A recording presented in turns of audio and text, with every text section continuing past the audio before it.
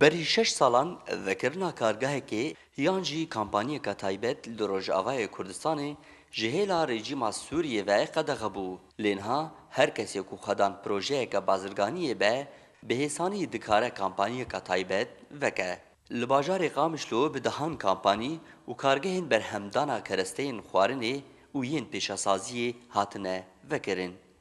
ما خواست ام گاوکی باویجن گاوکی گو ام بعرض خو وگری دایبن گاوکی گو ام جیانا خو بکن گاوکی گو ام کاربن ام جی فایده جی بکن و گلک مالبات جی فایده جی بکن اف گاوا هانی ما آویت گاوای کمین بو بره منیکاری بو ام و گاوا باویجن رخصت نبو لبلی پشتی آرامیا گو کت جیده ما خواست ام راسمال خو پری خو ویجی ده کار بکن و ام بعرض خو بهتر ورن گریدان و ام بهتر بهلن گو خلکی ما مالبات ما استفاده و تشتاگو مکری ام بکن tenê divan her du kargehan de zêdetir ji heftê kesî kar dike.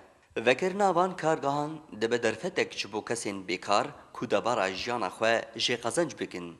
يعني افتش تجمرة باشا بشغلم جي ومعاشي خو جي بسطينم وزي بخوينم وبطالي جي يعني قلكي باشا بطاليرا وقال خورجي الفرد شغلين وكاتشوك جي يعني قلكي باشا جمرة أظم عمل يعني قلكي باشا قالك خورت وقالك كاتشوك درني دي جي شغلين يعني شفقير ara قلكي باشا أفكار Li gor amarên Yekîtiya Kampanî û Kargehan ji dema 4 salan ve û tanha herî kêm seh kampanî û kargeh li bajarê Qamişlo hatine vekirin û hîn jî projeyên vekirina kargehan berdewam in.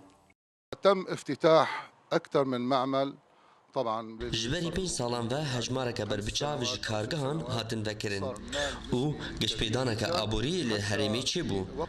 Ev yek jî bû sedema peydakirina derfetên kar ji welatiyên deverê re. Ji ber ku hejmara kargehên ku hatibûn vekirin gelekî baş bû. كمية المعامل كانت جيدة جدا يعني كثير. Gelek bazirgan dibêjin ku ji demeke dirêj ve karî nêwa hebûn ji vekirina kargehan re lê ji ber astengîn rejîma Baas wê demê wan nedikarî kargehan vekin. Qedexeya vekirina kargehan jî li Rojavayê Kurdistanê yek ji pîlanên rejîma Baas bû ta ku Kurd bêkar bimînin û kêmbûna derfetên kar bû yek ji sedeman ku bi hezaran welatiyên Kurd koçber bibin û ev yek xwesteka rejîmê bû. Candar Şernexî, Kurdistan TV, Qamişlo.